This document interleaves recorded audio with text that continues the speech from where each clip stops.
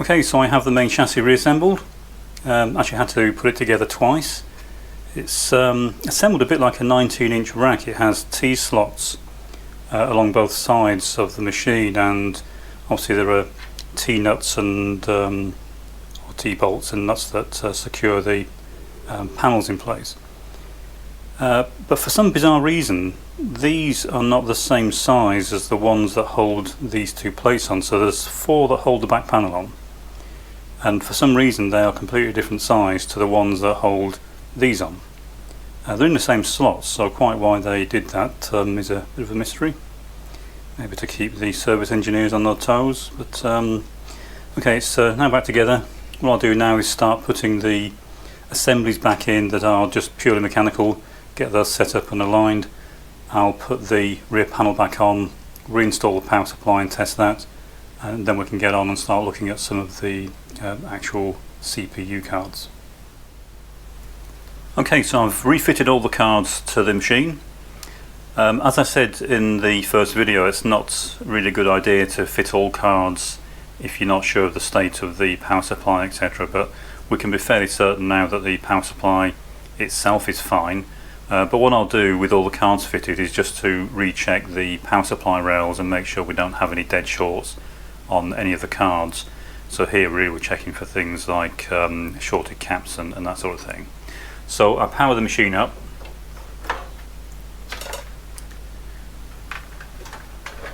The test meter, and I'll recheck the same power lines at the same points that I did before. So we'll start with the first one. It should be minus 12 volts, and that's close enough. Minus 19.5, which is almost spot on. If you remember, it's high before because it was unloaded, and now it's loaded up, it's fine. 16, again that's fine. Plus 5, it's fine. And finally the plus 12, and again that's fine.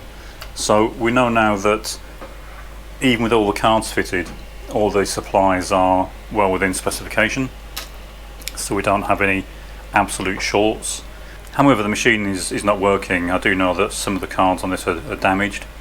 We'll just move the camera so you can see the display. Okay, so you can now see the display. I'll power the machine up. If you watch carefully, you might see a bit of flickering on the display when I first power it up. I'll turn the light out so you can see it more clearly. You see brief flickering here.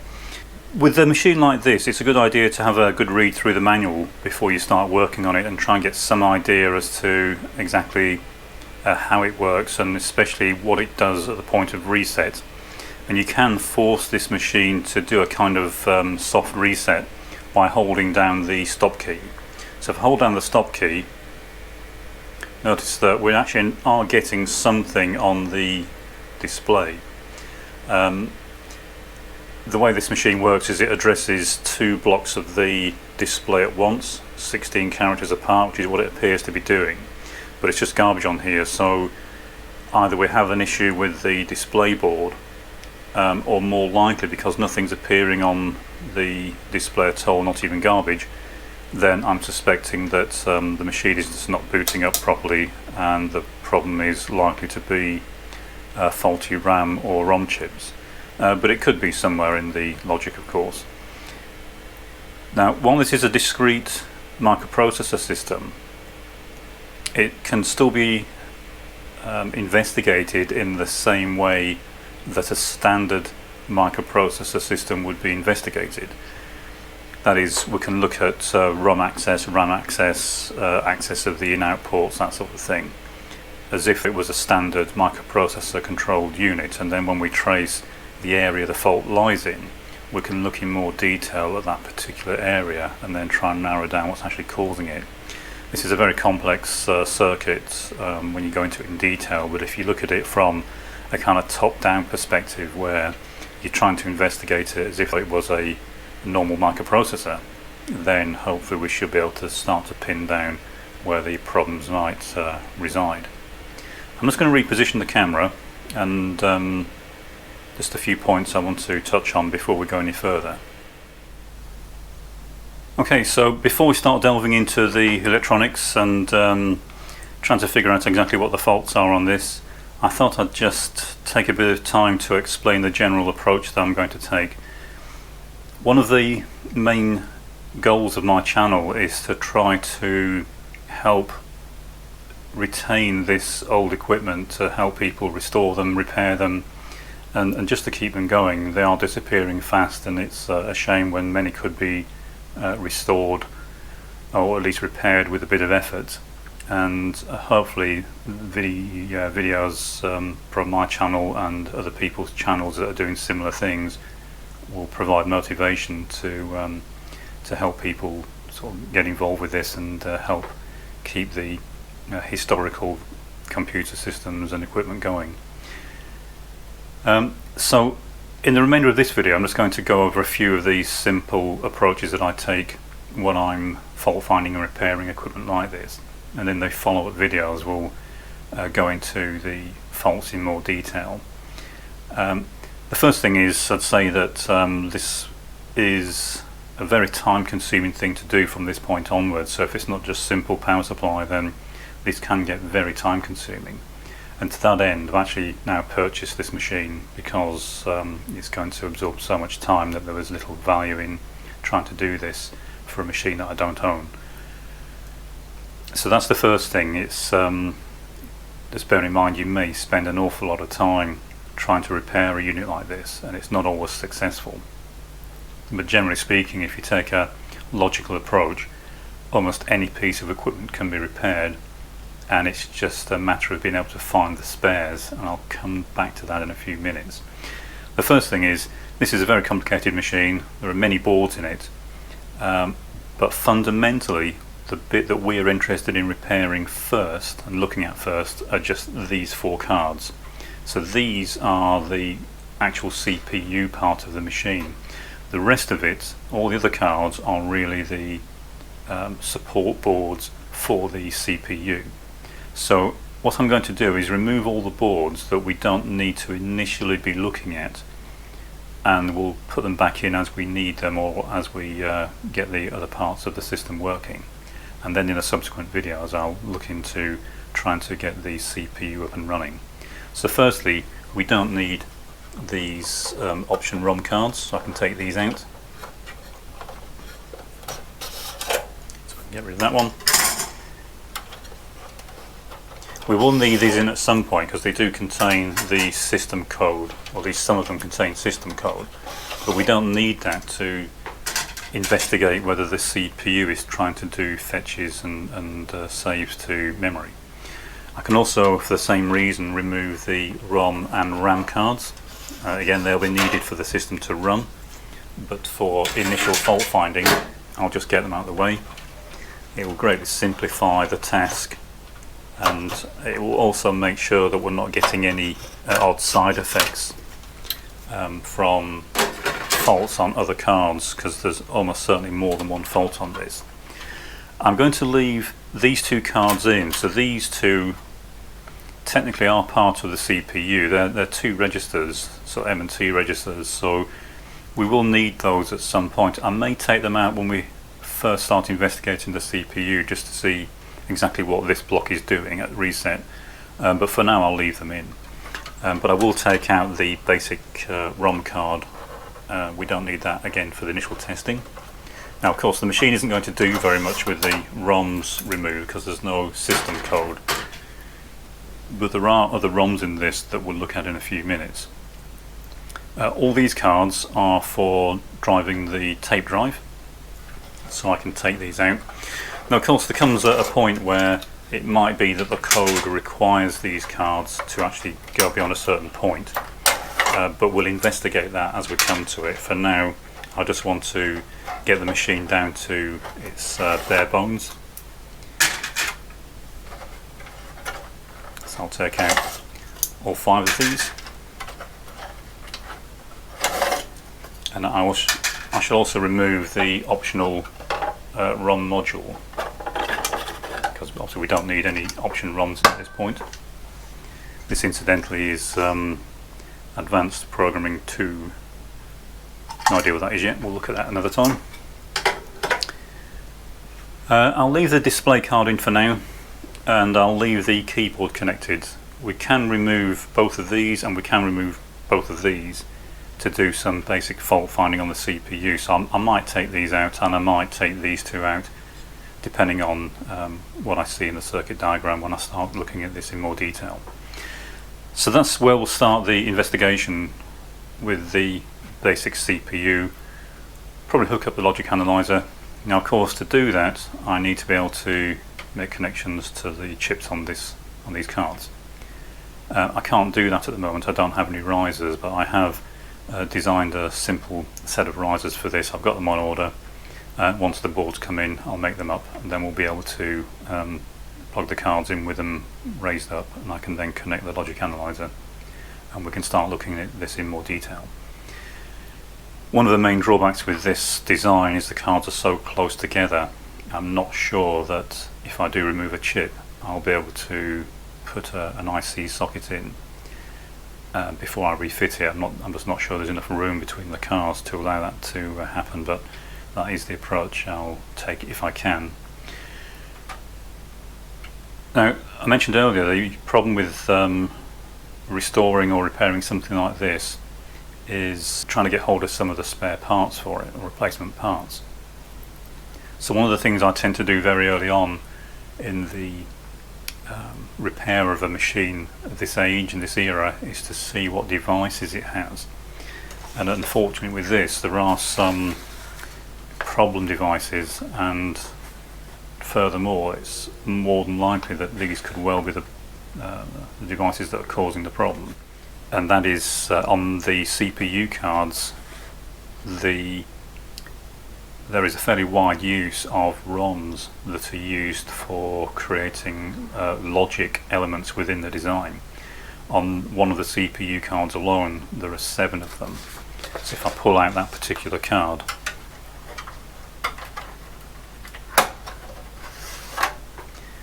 so the devices in question are these gold capped devices. So if we look more closely we can see that they are 3301As. These are mask ROM Eeproms, and in general they are programmed by the manufacturer. So in other words, you don't buy them as you would an Eeprom and then program it yourself. They're manufactured with the code in them, and that means that the chances of getting any of these is pretty much zero unless somebody's scrapping out a machine, but the chances are they may well be scrapping it because they've got the same fault and they can't fix it because they can't get the parts. So I'll just, as an example, look at this card in a bit more detail and just describe how I go about dealing with this as an issue, because it is something that you will come across a lot if you're restoring old equipment. And then, as I said in the follow-up videos, I'll go into looking for the actual faults, and we'll go from there. Okay, so I've got the machine out of the way, and we'll look at this card in particular. This is not fault finding, this is just an example of the way I go about trying to decide if and how I can repair a piece of equipment. And this is the sort of thing you'll encounter quite a lot, especially with the 1970s, early 1980s equipment, where devices were used in a lot of weird and wonderful ways. This is an aside. Back in 1977 I used to design, just for fun, automated robotic systems, just as a hobby. And at the time I couldn't afford microprocessors, so quite often I would emulate a processor using nothing more than ROMs. And for example, in one particular case I needed to drive 8 stepper motors in a fairly complex way and in different modes, so the machine would go into different modes and the steppers had to be driven in different ways. So rather than using a microprocessor with code, I simply programmed some ROMs where the step sequence bits were programmed into the ROM, and I could select the mode simply by toggling various address lines. And effectively the address lines kind of selected a function within the ROM. Worked extremely well. I used the same technique later in bigger designs, commercial designs, where we needed some very complex and tightly controlled mechanical operations, and using a ROM is a way to do it that has zero impact on the processor that's driving the system. So it's kind of free processing power, if you like. HP used that similar technique extensively in the design of this piece of equipment. So in this part of the schematic alone, there are 5 Eeproms. These are the 3301s, these are the gold top components you can see on the card.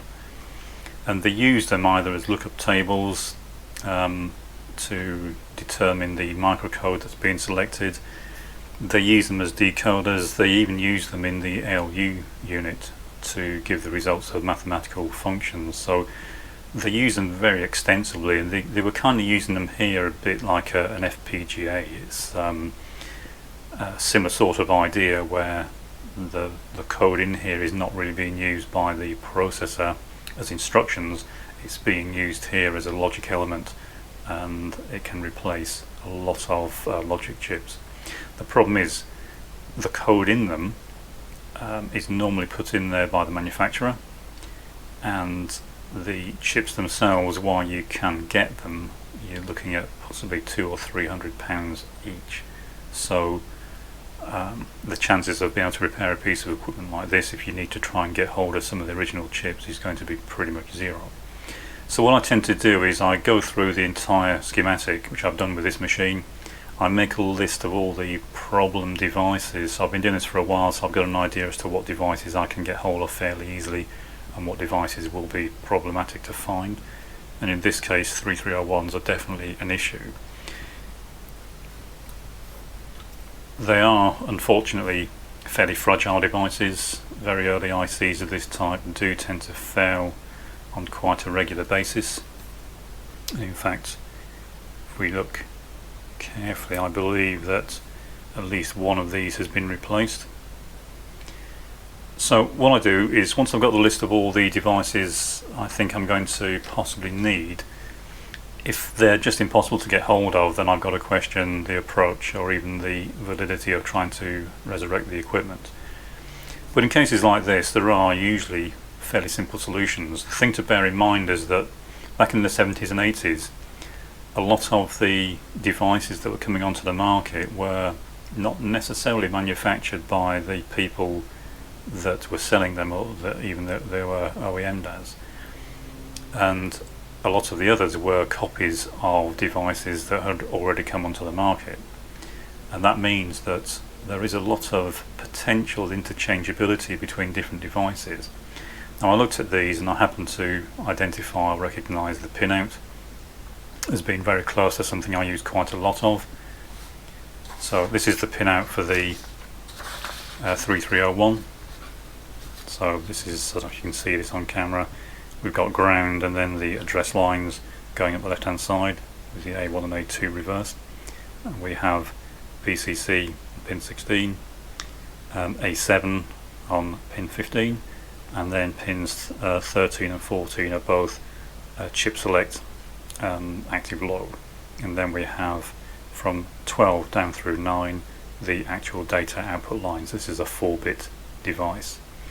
We've got 45 nanosecond access time, but as I said, they're impossible to get hold of. However, if we look at one of these, we see that what we have is an identical pinout. It's also a PROM. It also has a 45 nanosecond access time. The only difference is if we look at the 3301 on the left, and this is a 74S571, is that pin 14 on the 3301 is a chip select line, and on the 571 it's A8.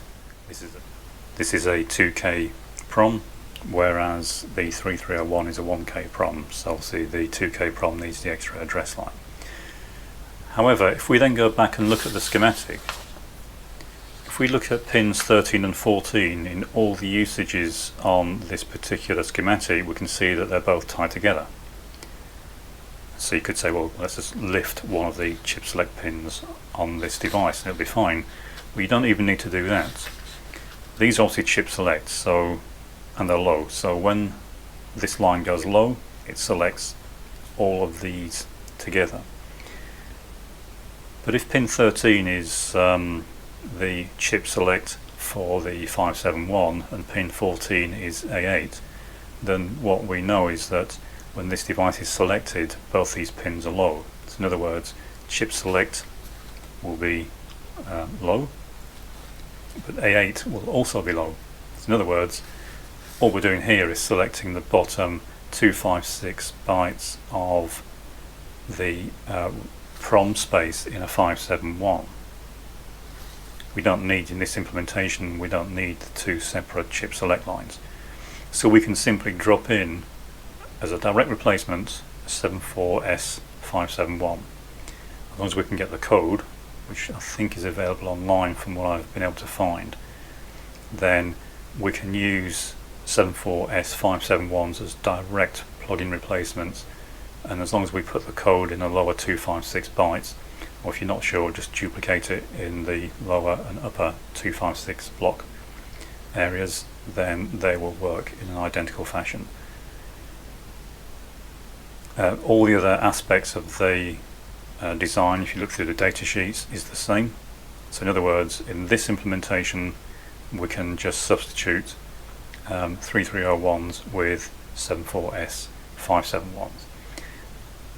If you do this in other parts of this machine, you do need to make sure what the arrangement is for the two chip select lines. But this is how I'm getting around this particular issue on this particular card. If I do find that any of these are faulty, which I believe they are, then I have an alternative. I can simply drop in one of these, and that should work fine once I've programmed the code into it. Now, of course, these are Eeproms, one-time writable, and you do need a specialized programmer, but I do have one, so I can fairly easily put the code into these and then use them as replacements for 3301s. Okay, so that's the approach I normally take with this sort of thing, is just seeing what devices are likely to have failed, seeing if I am likely to be able to get any, if the code for them, if it's required, is available. And what I can then start doing is the actual fault finding on the machine, and that's what I'll look at in the next video. We'll go through, start looking at the CPU, look at it from the point of reset, and then we can start to hopefully home in on where the faults might lie.